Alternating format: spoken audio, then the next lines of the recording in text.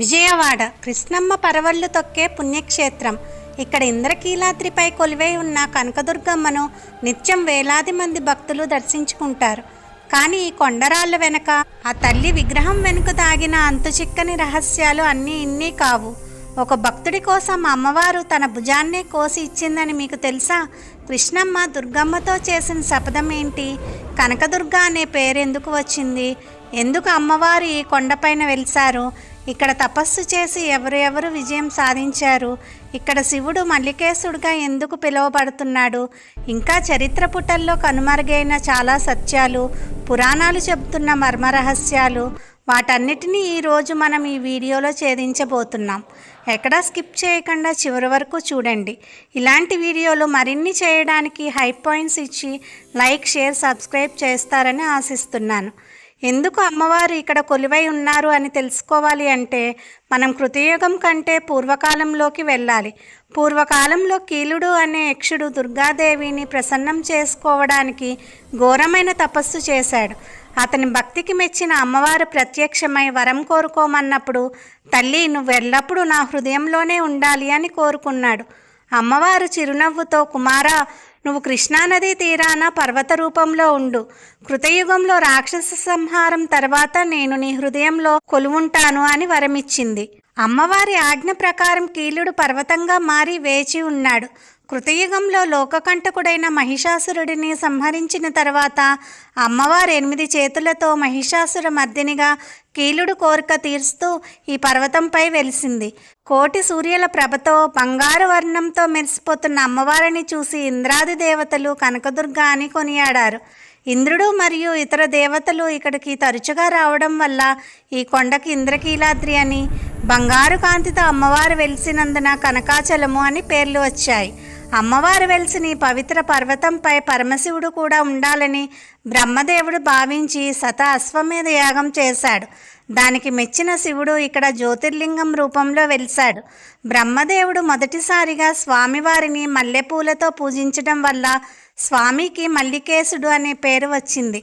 ద్వాపర యుగంలో పాండవులు అరణ్యవాస సమయంలో వేదవ్యాసుడి సూచన మేరకు అర్జునుడు పాశుపతాస్త్రం కోసం ఇంద్రకీలాద్రిపై ఘోర తపస్సు చేశాడు.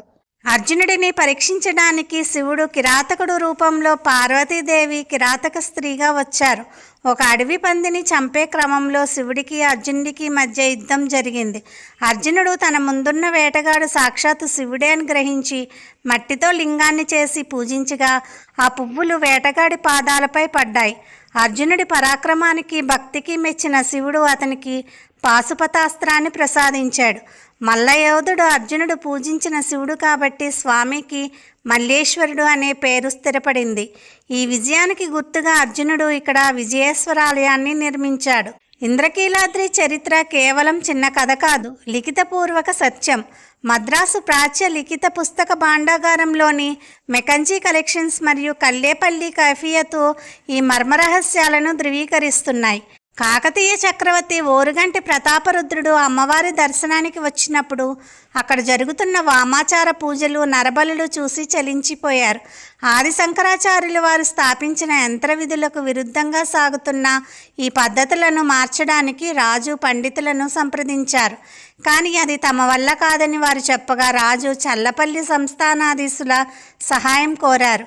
అప్పుడు కల్లేపల్లి నుండి పూర్ణ మంత్ర దీక్షాపరులైన బుద్ధు ఉమాపతి, చలపతి అనే సోదరద్వయం విజయవాడకు విచ్చేశారు. వారు శాంతి యంత్రాలను పునఃప్రతిష్ఠించి వైదికార్చన విధానాన్ని తిరిగి పునర్దించారు. వారు కాశీ నుండి తెచ్చిన విశ్వనాథ లింగాన్ని పర్వతపాదమున ప్రతిష్ఠించారు. అదే నేటికి బ్రాహ్మణ వీధిలో బుద్ధువారి శివాలయంగా ప్రసిద్ధి చెందింది. ఈ ఉమాపతి శాస్త్రి గారి ఉపాసనకు మెచ్చిన కనకదుర్గమ్మ ప్రత్యక్షమై నీకు నా దక్షిణ భుజమును ఇస్తున్నాను అని పలికింది. తన దక్షిణ బాహు యొక్క శకలాన్ని కోసి ఆయనకు ప్రసాదించింది. అంతేకాదు ఒక దివ్యమైన ఔషధి రసాన్ని చెప్పి దానిని గంధంతో కలిపి తన విగ్రహానికి పూయమని ఆజ్ఞాపించింది. ఆ ఔషధి రసం పూయగానే ఖండించబడిన అమ్మవారి శిలా విగ్రహం తిరిగి సంజీవికరణిలా మొలిచి సర్వాంగ సుందరంగా మారింది. ఆ బాహుశకలాన్ని ఉమాపతి గారు కల్లేపల్లికి తీసుకుని వెళ్ళి తమ దేవతార్చనలో ఉంచి పూజించారు. నేటికి వారి వంశీయుల వద్ద ఆ దేవి బాహుశకలం ఉందని వారు శ్రీ విద్యోపాసనంలో ఉద్దండ పండితులుగా విలసిల్లుతున్నారని ఈ కైఫియతు సాక్ష్యం చెబుతుంది. ఇక ఈ చరిత్రలో మకుటాయమైన ఘట్టం రాజా మాధవవర్మ ధర్మపాలన. తన ఏకైక కుమారుడు చేసిన తప్పుకు ఏమాత్రం వెనుకాడకుండా మరణశిక్ష విధించిన ఆ రాజు నీతికి సాక్షాత్తు అమ్మవారే ముగ్ధురాలైంది. ఆయన ధర్మానికి మెచ్చిన తల్లి మరణించిన బాలుడను బ్రతికించడమే కాకుండా ఈ విజయవాడ నగరంపై బంగారు వర్షాన్ని కురిపించింది. ఆ కనకవర్షం కురిపించిన కారణం చేతనే అమ్మవారికి కనకదుర్గ అనే పేరు శాశ్వతంగా ఉండిపోయింది. అలాగే పండితారాధ్యులు అనే భక్తుడు శివభక్తులు ఋషుల కన్నా గొప్పవారని నిరూపించడానికి మండే నిప్పు కణికలను ఒక గుడ్డలో కట్టి సమీవృక్షం కొమ్మతో కట్టి కాల్చకుండా ఉంచి స్వామివారి అనుగ్రహం పొందారు. విజయవాడను పూర్వం విజయవాడ అని, రాజేంద్ర చోళపురం అని పిలిచేవారు. కేవలం చరిత్రే కాదు, నేటికి ఇంద్రకీలాద్రిపై జరిగే కొన్ని ఆచారాలు భక్తులను మంత్రముగ్ధులను చేస్తాయి. దసరా నవరాత్రుల వైభవం. ప్రతి ఏటా దసరా నవరాత్రుల్లో అమ్మవారు ఒక్కో రోజు ఒక్కో అలంకారంలో దర్శనమిస్తారు.